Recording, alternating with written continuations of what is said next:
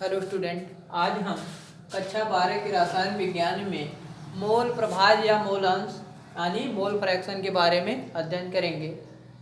इसके पहले हम विलयन के सांद्रता पद में मोललता, मोलरता, नॉर्मलता इसके बारे में अध्ययन कर चुके हैं। आज हम मोल प्रभाज या मोल अंश के बारे में अध्ययन करेंगे। मोल अंश या मोल प्रभाज होता क्या है? देखिए, किसी विलयन में उपस्थित किसी अवयव के मोलों की संख्या तथा विलयन में उपस्थित सभी मोलों की संख्या के अनुपात को हम क्या कहते हैं? मोल प्रभाज या मोल अंश कहते हैं। एक बार फिर सुन लीजिए। देखिए, किसी विलयन में उपस्थित किसी अवयव के मोलों की संख्या तथा विलयन के कुल मोलों की संख्या के अनुपात को क्या कहते हैं? मोल प्रभाज या मोल अंश कहते हैं। यहाँ पर देख लीजिए, जैसे यहाँ पर कोई एक पात्र में हम विलयन लेते हैं। विलयन अगर दो अवयवी घटक से मिलकर बना है तो देखिए यहाँ पर जैसे एक विलयन, एक ए है अवयव और दूसरा क्या है? बी अवयव है। ठीक है, तो ए को हम क्या मान लें? विलेय मान लें और बी को क्या मान लें? विलायक मान लें।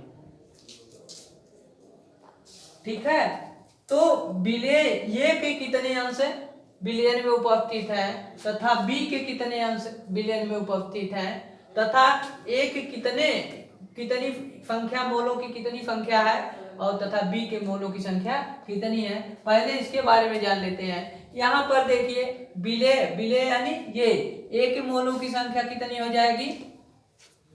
ए के मोलों की संख्या,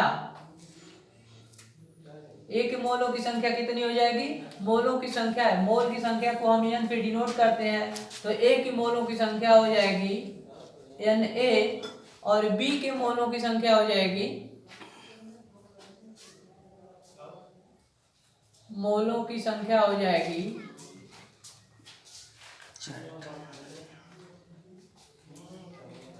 ये हो जाएगी। अब हम ज्ञात करेंगे मोल अंश यानी मोल प्रभाज। मोल प्रभाज को हम यक्ष से प्रदर्शित करते हैं। यक्ष से प्रदर्शित करते हैं तो मोल प्रभाज यानी ए के मोल अंश कितने हैं और बी के मोल अंश कितने हैं, इसकी गणना करेंगे। तो देखिए, ए के मोल अंश बराबर क्या हो जाएगा?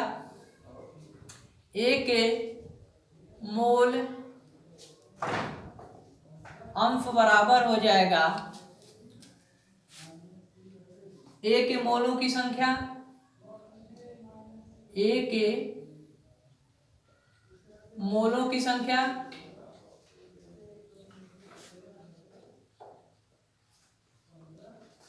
बटे विलयन में उपस्थित सभी मोलों की संख्या,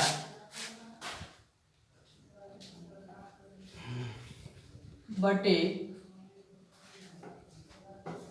विलयन में उपस्थित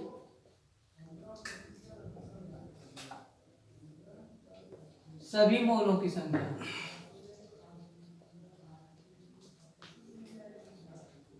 या कुल विलयन के कुल मोलों की संख्या लिख सकते हैं, विलयन के कुल मोलों की संख्या।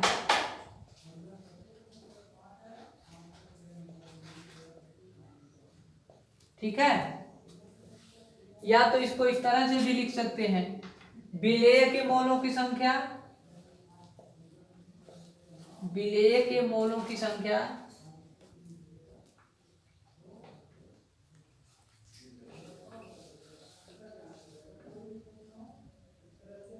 बटे विलयन के मोलों की संख्या।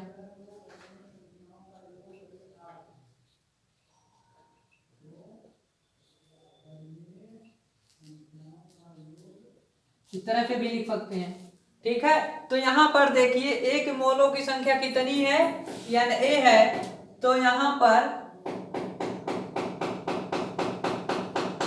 पर मोल अंश ए के कितने हो जाएंगे? एक मोलों की संख्या हो गई यानी ए बटे कुल विलयन के कुल मोलों की संख्या, मतलब N A plus N B के। तो यहाँ पर A के मोलों की संख्या प्लस B के मोलों की संख्या, दोनों के मोलों की संख्या हो जाएगी आपका। ठीक है, ये किसके A के मोलों का अंश हो गया। इसके बाद आएगा B के मोल का अंश, B के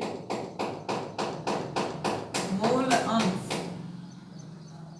या मोल प्रभाज बराबर हो जाएगा B के मोलों की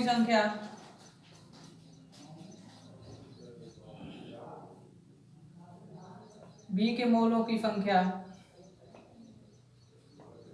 बटे विलयन के कुल मोलों की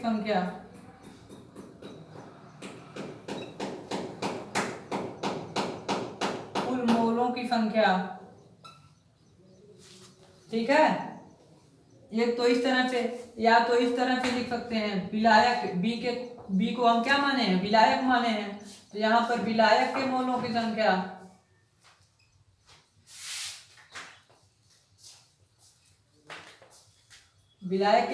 संख्या बटे विलयन के मोलों की संख्या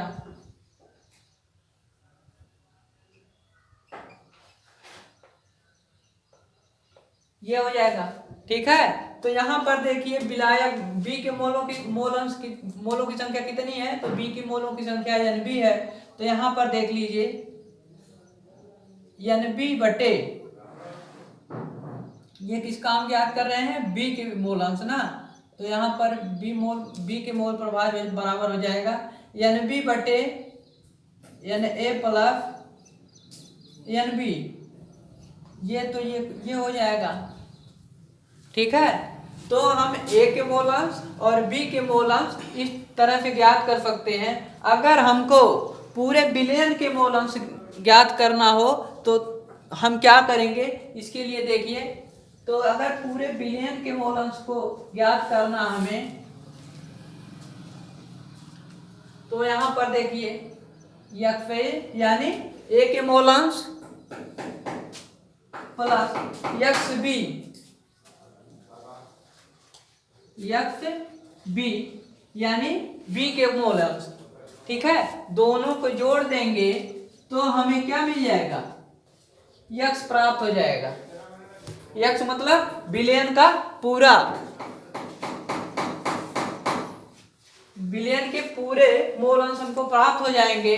तो विलयन का पूरा मोलांश कितना हो जाता है, ये बराबर 1 के होता है। ठीक है, कैसे होता है यहाँ पर देख लीजिए, इन सूत्रों को हम जोड़ देंगे, एक्स और एक्स बी को जोड़ेंगे तो क्या हो जाएगा, Na बटे Na प्लस Nb,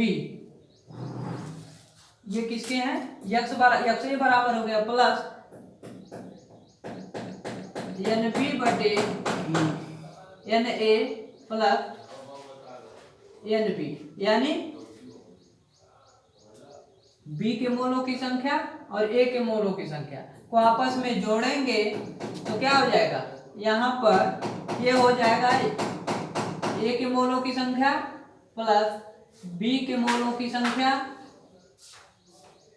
बटे, इसका एलसीएम लेंगे तो क्या हो जाएगा, Na प्लस Nb, काट देंगे तो कितना आ जाएगा, 1 प्राप्त हो जाएगा आपको।